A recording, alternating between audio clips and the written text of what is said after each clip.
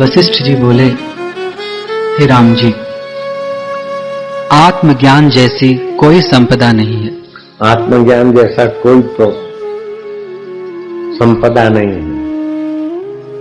रुपया, पैसा, हीरा जवाहरात, अष्ट सिद्धि, पीएम पद, प्रेसिडेंट पद कुछ भी नहीं। आत्मपद सबसे बड़ी संपदा है। शुचिनाम श्रीमताम गे है योग भ्रष्टोपि जाए। जो योग में पहुंचा नहीं, आधे में रुक गया, तो ऊंचे लोकों में रहकर फिर किसी योगी के घर में जन्म लेता है और अपना काम पूरा करके, जैसा ब्रह्मा जी का, विष्णु जी का, शिव जी का आत्मा है, वही उसका आत्मा का साक्षात्कार हो जाता है। संसार में तो आदमी सफल विफल होता है, लेकिन भक्ति के रास्ते विफल कोई नहीं होता, क्योंकि संसार नश्वर है, तो नश्वर में सफलता विफलता होती है। शाश्वत का भजन करने में विफलता का सवाल ही नहीं। जो जितना भी चला उतना उसका रिजर्व रह जाता है। अभी तुम इधर बैठे, चाहे मन लगे न लगे, लेकिन उतना समय तुम्हारा ईश्वर के नाम पर जमा हो गया। कबीरा दर्शन संत के साहिब आवे याद, लेखे में वो ही घड़ी बाकी के दिन बाद। तो ये समय तो तुम्हारे जीवन का गिनती में आएगा। ईश्वर के लिए बैठे, ईश्वर में मन लगे। ऑफिस में मन लगता है नहीं लगता, लेकिन सैलरी चालू रहता है। ऐसे ही भगवान और गुरु के द्वार पर बैठ के मन लगे ना लगे, आध्यात्मिकता का मीटर चालू। सैलरी तो इधर ही रह जाता है, आध्यात्मिकता तो भगवान को भी ऋणी बनाता। हाँ जी। हे राम जी, न धन कल्याण करता है, न मित्र बांधव, और न शास्त्र कल्याण करते हैं। अपना उद्धार आपसे होता है। इससे तुम अपने मन के साथ मित्रता करो। हे राम जी, हृदय रूपी औषध से अनात्म अभिमान रूपी रोग हो गया है। जब विचार रूपी नेत्र से उसको दूर कीजिए, तब आत्म रूपी सूर्य का दर्शन होगा। अनाभिमान रूपी रोग हो गया। ये अनात्मा है शरीर, उसको मैं मानते हैं, और हम आत्मा है उसको जानते नहीं। शरीर अनित्य है, उसको मैं मानते हैं, और हम नित्य हैं उसका पता नहीं। शरीर दुख रूप है, उससे सुखी होना चाहते हैं, और हम स्वयं शांत सुख रूप आनंद रूप है, उसका पता नहीं। इसीलिए जीव बेचारा सब कर करा के भी जन्मते मरते रहते हैं। जो संसार की आसक्ति छोड़कर ईश्वर की तरफ चलता है, वो ईश्वर तत्व को पा लेता है। हे राम जी, घटी यंत्र का लंगर जैसे ऊपर नीचे जाता है, वैसे ही जीव वासना के वश होकर नीचे और ऊपर भ्रमता है। जब विचार और अभ्यास करके आत्मबोध को प्राप्त होता है, तब संसार बंधन से मुक्त होकर आदि अंत से रहित आत्मपद को प्राप्त होता है। हे राम जी, स्वरूप से गिरे हुए जीव इस प्रकार भ्रमते हैं और शरीर पाते हैं। तुमको न जन्म है न मृत्यु है, न कोई दुख है न भ्रम है। तुम सब संकल्पों से रहित आत्म पुरुष अपने आप में स्थित हो। हे राम जी, आत्म सुख में विश्रांति पाओ, वह उत्तम सुख है।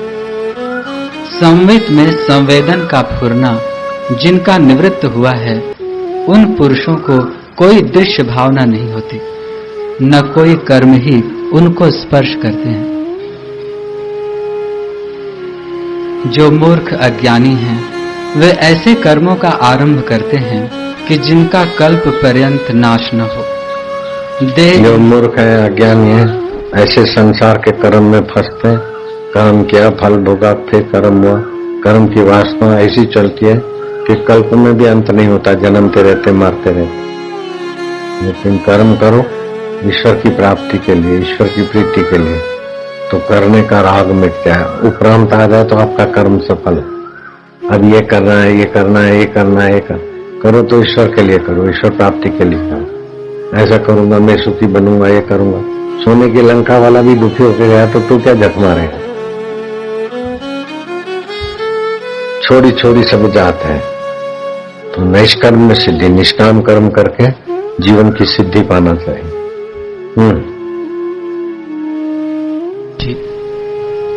आशा रूपी रस्सी से बंधा हुआ जीव जन्म मरण रूपी चक्र में फिरता है। हाँ, आशा तृष्णा, ये पाहिजे, ये पाहिजे, ये पाहिजे, काय पाहिजे। आशा तो एक राम की और आश निराश। सर्वम अधितम तेना, सर्वम अधितम तेना, उसके द्वारा सब अध्ययन हो गया। तेन सर्वम अनुष्ठितम, उसने सारे अनुष्ठान कर लिए। ये न आशा पृथक कृत्वा, जिसने जगत के सुख की इच्छा छोड़ दी। नैराशा अवलंबितम, इच्छा रहित आत्मा ही है। इच्छा रहित आत्मा में आ गया तो उसने सब कुछ कर लिया। उसने पितरों का कल्याण कर लिया। प्रहलाद का बाप भगवान का विरोधी था और प्रहलाद को बहुत सताया। फिर आखिर नरसिंह अवतार हुआ और हिरण्यकश्यप को लेकर नखों से भगवान ने फाड़ दिया। फिर भगवान गुस्से में थे, तो कोई भी देवी देवता आए उसकी हिम्मत नहीं। लक्ष्मी जी भी हिम्मत नहीं करती थी, तो प्रहलाद को भेजा। तो प्रहलाद को देखकर नरसिंह भगवान उनको स्नेह करने लगे। प्रहलाद, मैं तेरे को क्या दूं? बोले, मेरे पिताजी आपको नहीं मानते थे और भक्ति का मार्ग बंद करा दिया, मेरे पिता का कल्याण हो। अरे बोले, तेरे जैसा भक्त जिसका बेटा है उसके बाप का कल्याण करने की तू काय को चिंता करता है? हाँ जी। हे राम जी, ऐसे आत्मा को जानकर शांति पाओ जिससे सारे दुख नष्ट हो जावे। हाँ, आत्मा को जानकर शांति पाओ, ज्ञान पाओ, सारे दुख मिट जावे। मूर्खता से दुख होता है, ममता से दुख होता है। अच्छी समझ हो तो दुख टिक नहीं सकता। ज्ञान की समझ हो तो दुख टिक नहीं सकता। केवल शांत पद आत्मा तुम्हारा अपना रूप है। अपने स्वरूप को भूलकर तू दुखी हुआ है। जब आत्मा को जानेगा तब संसार भी आत्मरूप दिखेगा। हे राजन, यह सब जगत चिदाकाश रूप है, यही भावना दृढ़ कर। जिसको ऐसी भावना दृढ़ है और जिसकी सब इच्छाएं शांत हो गईं, उस पुरुष को कोई दुख नहीं होता। उसने निरीक्षा रूपी कवच पहना है। हे राम जी, जो अहम के अर्थ से रहित है, जिसका सर्व शून्य हो गया है, जिसने निरालंब का आश्रय लिया है, वह पुरुष मुक्त है। हे राजन, ज्ञानवान सर्वदा नमस्कार करने और पूजने योग्य है। जिस स्थान में ज्ञानवान बैठता है उस स्थान को भी नमस्कार है। हाँ, जिसको आत्मा का ज्ञान हो गया, जिधर पैर रखता है वो भूमि को नमस्कार, जिधर बैठता है उसको नमस्कार। जिस पर नजर पड़ती है आत्मज्ञानी संत, उसके भी पाप करते वो भी धर्मात्मा हो जाता। क्षिप्रम भवति धर्मात्मा न चिरेणादि गच्छति। जगत का ज्ञान तो जगत में खींचता है, लेकिन भगवान का ज्ञान जगत में होते हुए भी भगवान से एकाकार कर देता है। भगवान का ज्ञान है सत्ता ज्ञान, चेतन का ज्ञान, आनंद का ज्ञान, अमिट का ज्ञान। जगत मिटता रहता है तो उसका ज्ञान भी मिटता रहता है। आत्मा अमिट है तो उसका ज्ञान भी अमिट है। जगत मिटता है तो उसका सुख भी मिट जाता है। आत्मा अमिट है तो उसका सुख भी अमिट है। तुम मेहनत ज्यादा करते, अब थोड़ा सा मिलता। मैं मेहनत थोड़ा किया, इतना ज्यादा मिला कि बांटते बांटते फूटता नहीं। मेरा ऐसा विद्या है, आत्मविद्या। थोड़ा मेहनत करो और भगवान मिल जाए। और तुम लोग बहुत मेहनत करो तो भी जगत मिलता नहीं, थोड़ा थोड़ा मिलता और चला जाता है। ऐसा है तुम है ना। अब मेरा रास्ते चलो। सिकंदर जा रहा था तो डायोजनीस संत थे, उन्होंने देखा कि पागल सिकंदर विश्वविद्यालय करने को जा, छोटा रास्ता था गली, उधर डायोजनीस पैर पसार के सो गया। तो रास्ता रोक दिया एक संत ने। सिकंदर बोला मेरा रास्ता, महान सिकंदर का रास्ता। रोकने वाला कौन है? मैं देखता हूं। आया तो गुस्से में, लेकिन डायोजनीस को देखा तो डायोजनीस का वाइब्रेशन, तुम्हारे पास फौज नहीं है, महल नहीं है, फैसिलिटी नहीं है, धूल में पड़े हो, इतना चेहरे पर खुशी। हम आए तो हमको भी वाइब्रेशन अच्छे लगते, शांति मिलती है। तुम इतने सुखी कैसे? तुम कौन हो? बोले मैं कौन हूं बाद में बताऊंगा। तुम कौन हो? इधर से क्यों जाते? बोले मैं महान सिकंदर विश्व विजय करने को जा रहा हूं।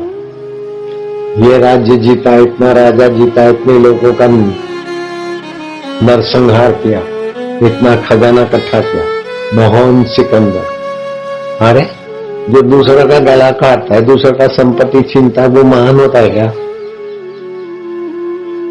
विश्व विजय दूसरों को मारकर उसका विजय होता है क्या? उसने तो मार के दुश्मन भेजे और फिर वो मरेगा तो वो दुश्मन बदला लेगा। आत्म विजय होता है कि विश्व विजय होता है? आत्मा पे विजय करना चाहिए। अपना मन नश्वर को नश्वर जाने और शाश्वत में शांति पाले। काम क्रोध लोभ मोह आए उसको कंट्रोल में रखे।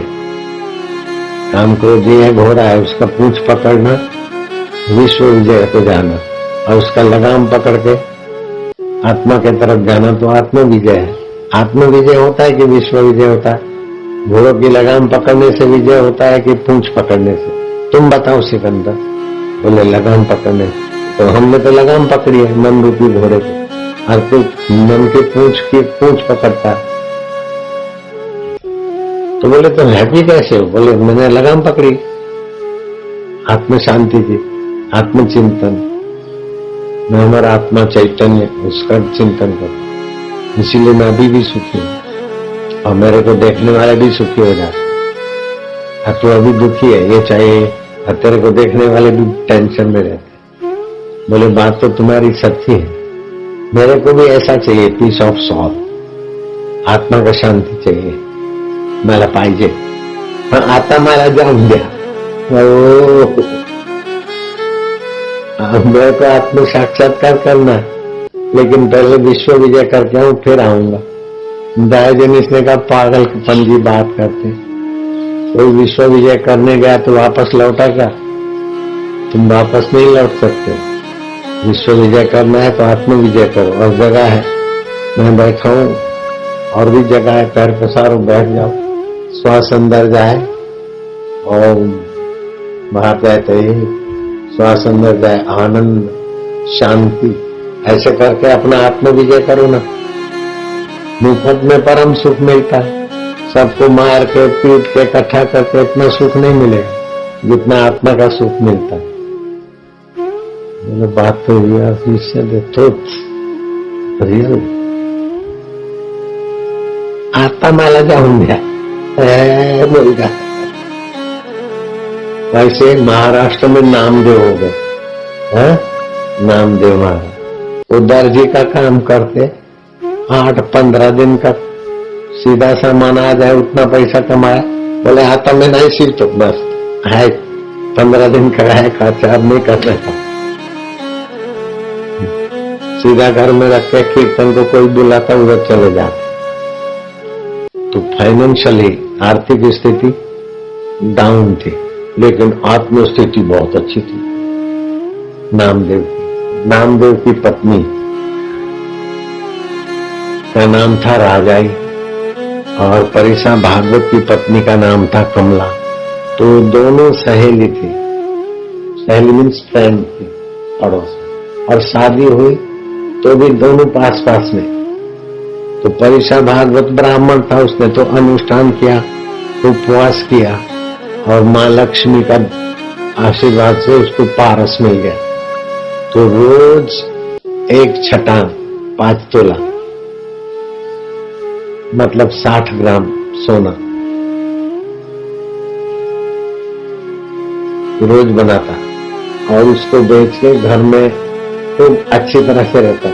अभी भी 60 ग्राम सोना तो बहुत है। वो तो बड़ा, कमला तो बड़ा सुख में रहती थी, और नामदेव की पत्नी राज आई तो बहुत कर्कश से गरीबी से रहती, तो परेशान भाग बच्चे से 5-10 दिन के लिए किसी रिश्तेदारों में गया तो कमला ने बोला कि मेरे पास तो बहुत है, अभी वारस तुम ले जाओ, रोज सोना बनाओ और उसका चीज वस्तु खरीद के अपना घर को भर दो। घर तो भर गया और जब नामदेव आया अब लेकर आया है इतना सब चीज, इतना राशन का, इतना बोरी चावल, ये सब कैसे आया? बोले वो पारस से ऐसा हुआ, माला दिया था, ये है ये पत्थर, पत्थर से सोना बनता है, अब सोने से दुनिया की चीज बनती है, और दुनिया की चीज में खुश रहेगा तो समय तो चला जाएगा और फिर पड़ेगा नरक में। बड़े बड़े धनाढ्य लोग तो नरक में पड़ते। भगवान तुम काय करते माला पांडुरंगा, तुमची माया देती, तुम्हीच पाहिजे, तुमची माया पण नाही पाहिजे। वो गरीबों को बुलाया, जो भी घर में था, चावल दाल गुड़ ये वो सब बांट दिया, बाकी थोड़ा बचा पत्नी को राजा को बोला तुम उठाओ, हम भी उठा, गंगा किनारे जो गरीब थे भीख मांगने वाले दे दिया। और वो पारस था ना, महाराष्ट्र में सभी नदी को गंगा बोलते, गोदावरी तक था लेकिन गंगा माई गया पारस, गंगा माई में पारस फिर गया।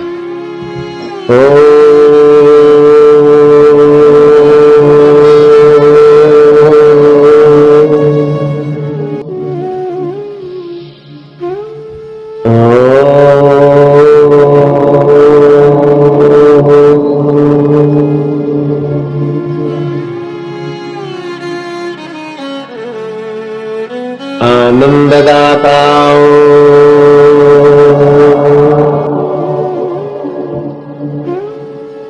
पांडुरंगा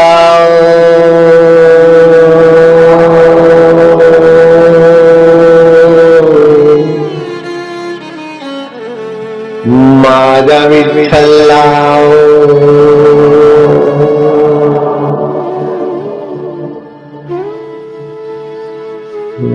ओम विठ्ठला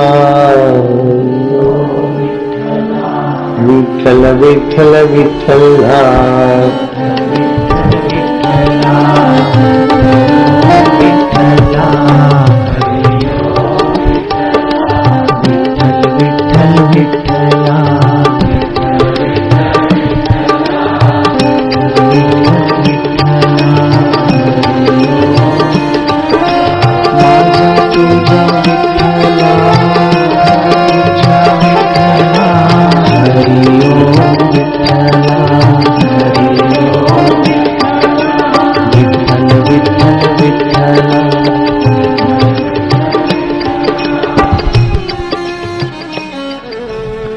नारायण नारायण नारायण।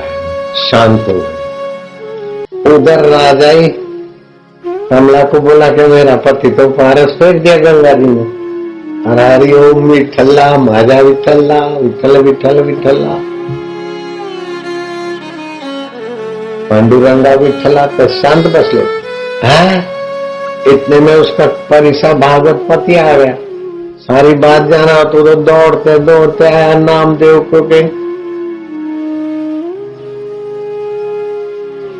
नामोबा माझा पारस कुठे आहे।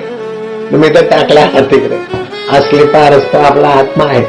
ओ माझा बाप मला सत्संग नाही पाहिजे, मला माझा पारस द्या। अरे मी पारसचा पारस तुमच्या आत्मसुख देतो ना भाई। हे काय पत्थरचा तुकडा पारस पारस आहे। असली पारस आपला आत्मा आहे।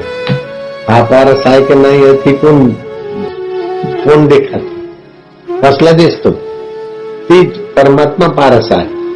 ओ मला सत्संग नाही पाहिजे, नाही पाहिजे, मला माझा पारस द्या। बोले असली पारस देतो नाही। ओ असली पारस तुम्ही ठेवा, माझा तो सुवर्ण मेकर, सुवर्ण बनाने वाला पारस पाहिजे। ओ सुवर्ण से तो भोग विलास होता है, असली पारस से तो मुक्ती मंगल होता है। ओ माझ्या बाप मला सत्संग नाही पाहिजे, सत्संग नाही पाहिजे, नाही पाहिजे, मला माझ्या पारस पे नामदेव में देखाते तो परेशान हो रहा है, और देखाते तो पागल हो जाएगा। जय गंगा माई, नामदेव ने जंप मारा और इतने पारस लाए। इधर देखो, तुम्हारा पारस खोज लो, और जो पत्थर को लगावे लोहे को तो सोना, दूसरा ऐसा पारस, इतने पारस। मेरे को तो मेरा पारस पता नहीं चलता। अरे बोले जिसको तू पहचानता नहीं उसके लिए तू मरने को तैयार हो गया, और जो तेरे को भूलता नहीं है उसके लिए तेरे पास समय नहीं है। कैसा है तू? पैसा भागवत। नामदेव को देखता है कि जिसने संकल्प से इतने पारस बना दिए, मैं उनको नाम या दर्जी बोलता था। हे संत की चरण रक्षित, मला माफ करून, मला माहित पडत नाही मी काय बोलतो, मला माफ करू। असली पारस असली है तो सब पारस गंगा जी में डाल दे, नहीं चाहिए। असली पारस मला दिया गुरु दीक्षा। नामदेव का प्रथम शिष्य परीक्षा भागवत, रोज सोना बनाने वाला पारस फेंक दिया। अरे सोने की लंका भी फेंक के जाना पड़ता है, मार खा के तो ऐसे चलेगा तो क्या है।